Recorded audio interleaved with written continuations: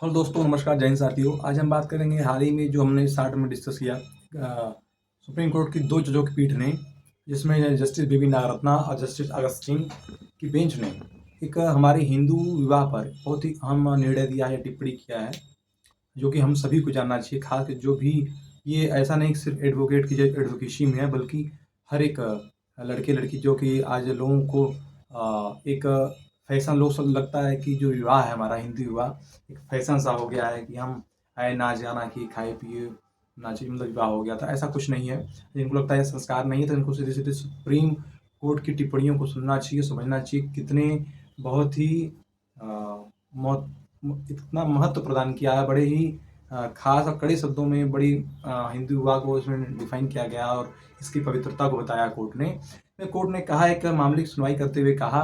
कि जो हमारा हिंदू विवाह है या कोई,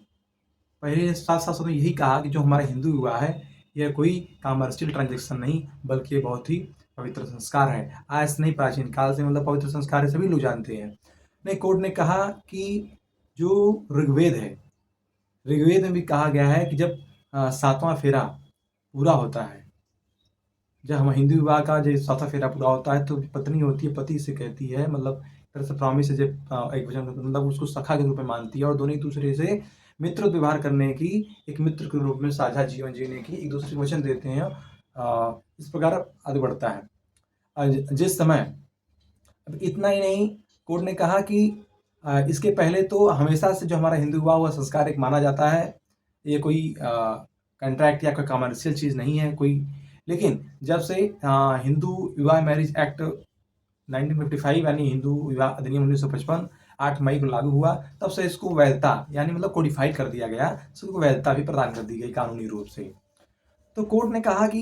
इसमें खास कर जो धारा, इसमें जो हिंदू विवाह अधिनियम 1955 की धारा 5 है, ये आवश्यक शर्तें तो बतलाती हैं, लेकिन इन शर्तों के अलावा भी जब व्यक्ति कोई भी धारा 7 के अंतर्गत कहा गया है कि जो हमारे प्रमुख रीति रिवाज हैं उसमें खास करके कन्यादान तो नहीं मतलब, लेकिन खास कर जो सप्तपदी की व्यवस्था है यानी 7 फेरे, और यदि बिना 7 फेरों के यानी हमारे जो प्रमुख रीति रिवाज है बिना संस्कारों के बिना अपनाए यदि कोई भी जोड़ा यदि शादी करता है, भले वो कहीं से किसी अथॉरिटी के तहत कुछ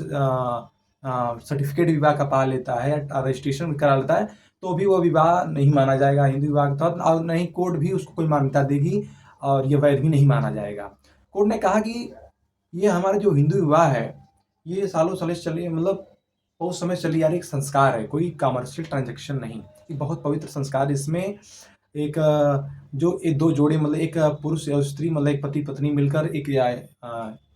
लड़का लड़की आते हैं और एक संबंध स्थापित करते हैं, इनमें प्रजनन की व्यवस्था है, और इसके बाद एक इससे फैमिली का एक परिवार का जन्म होता है। यानी धीरे धीरे यह जो धूरी है, एक शादी जो होता है उससे यही एक समाज का धूरी है, उससे परिवार डेवलप होता है, परिवार से समाज, समाज से राज, राज से पूरे पूरा विश्व वहीं से मतलब स्थापित होता है।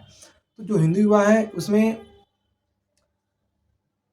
बिना आप यदि रीति रिवाजों की शादी करते हैं, और इतना ही नहीं, कोर्ट ने मामले में कहा कि यदि कोई डाइवोर्स लेना चाहे तो उसको ये भी दिखाना पड़ेगा कि उसने जो शादी की थी डाइवोर्स लेने से पहले, विवाह विच्छेद से पहले, उसको दिखाना पड़ेगा जो शादी की थी, उसको सबूत देना पड़ेगा कि जो शादी की थी उसने जो धारा हिंदू मैरिज हिंदू विवाह अधिनियम 1955 धारा 7 के अंतर्गत जो रीति रिवाज है उसको, जो भी उसका मतलब जो उसकी प्रमुख शर्तें रीति रिवाज के लिए, उसको उसने पालन किया था कि नहीं, वरना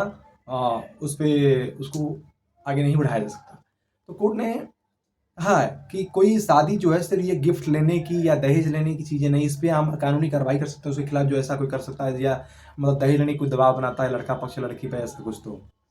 ये कोई सिर्फ नाच गाना, दारू पीकर नाचने या पार्टी शराब पीकर नाचने, डीजे बजाकर नाचने नाचने गाने का बस चीज़ नहीं है। यह एक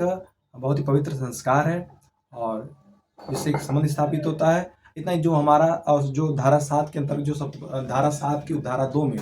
जब जो दोनों जो जोड़ा होता है वो जब 7वां फेरा जब ले लेता है, तब वो विवाह पूर्ण माना जाता है और वैध माना जाता है। तब वो पति पत्नी के रूप में मतलब जोड़े हैं तो एक पति पत्नी के रूप में स्थापित हो जाते हैं, यानी वो पति पत्नी बन जाते हैं। एक पवित्र रिश्ता बनाने का तरीका है जो हमारे हिंदू विवाह है, एक पवित्र रिलेशन संबंध स्थापित करने का तरीका है, कोई मतलब या कॉन्ट्रैक्ट या कोई कमर्शियल चीज़ नहीं है। तो ये लोगों को समझना चाहिए आजकल जो नए-नए लड़के हैं। और इतना ही नहीं, कोर्ट ने बड़ी साफ-साफ में ये भी कहा कि हम आजकल बड़ी इसकी निंदा करते हैं, जो कि आज की नई पीढ़ियाँ इसको जो संस्कार नहीं मानती हैं, ऐसे लोगों की मैं बहुत निंदा करता हूँ। तो ऐसा नहीं किसी महंत या पंडित पुजारी ने नहीं किया है, ये हमारे सुप्रीम कोर्ट ने कहा है। तो ये लोगों को समझना चाहिए, जो कोई सुप्रीम कोर्ट किसी चीज़ पर आती ऐसे तथ्यों पे बात करती है, तो बिना फैक्ट की बात नहीं करती, और लोगों को इसको बहुत ही गहराई से लेना चाहिए इन बातों को। और यदि जानकारी अच्छी लगे तो ज़रूर शेयर करें। जय हिंद, जय भारत।